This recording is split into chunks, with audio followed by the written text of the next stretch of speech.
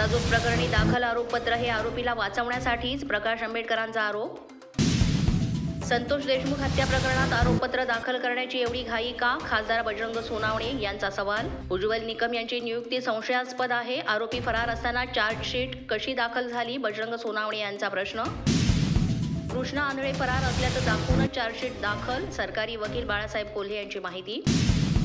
पवन ऊर्जा आणि सौर ऊर्जा प्रकल्पांच्या सुरक्षेसाठी डीवायएसपी दर्जाचा नोडल अधिकारी नेमणार, प्रशासनाचा निर्णय.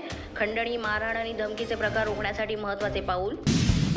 महादेव मुंडे हत्या प्रकरणाचा तपास लवकरात लवकर करावा, सुप्रिया सुळे यांची पत्राद्वारे मुख्यमंत्री फडणवीस यांच्याकडे मागणी.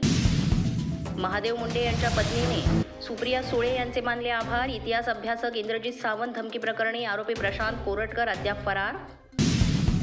इतिहास अभ्यासक इंद्रजित सावंत धमकी प्रकरणी आरोपी प्रशांत कोरटकर अद्याप फरार. मराठा आंदोलकांनी नागपूरच्या बेलतरोडी पोलीस ठाण्यामध्ये वरिष्ठ पोलीस अधिकाऱ्यांची घेतली भेट.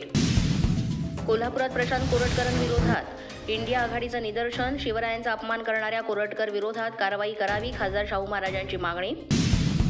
इंद्रजित सावंत यांच्याबाबत आक्षेपार्ह वक्तव्य केल्याबद्दल तात्काळ कारवाई करा, अमोल मिटकरी यांनी मुख्यमंत्री फडणवीस यांना पत्र देऊन केली मागणी.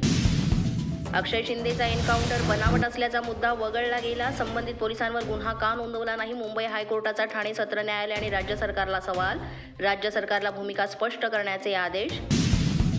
आज ठाकरे गटाच्या आमदारांची मातोश्रीवर बैठक, अर्थसंकल्पीय अधिवेशन आणि पक्ष मजबूतीबाबत चर्चा होणार, विधानसभा विरोधी पक्षनेत्यासंदर्भात चर्चेची शक्यता. अशाच नवनवीन व्हिडिओसाठी पोलीस माझा न्यूजचं यूट्यूब चॅनल सबस्क्राईब करा. तसंच आमचं फेसबुक, इंस्टाग्राम आणि ट्विटर अकाउंट फॉलो करा. अधिक माहितीसाठी आमच्या www.polismazhanews.com या वेबसाईटला भेट द्या. पाहत रहा पोलीस माझा न्यूज.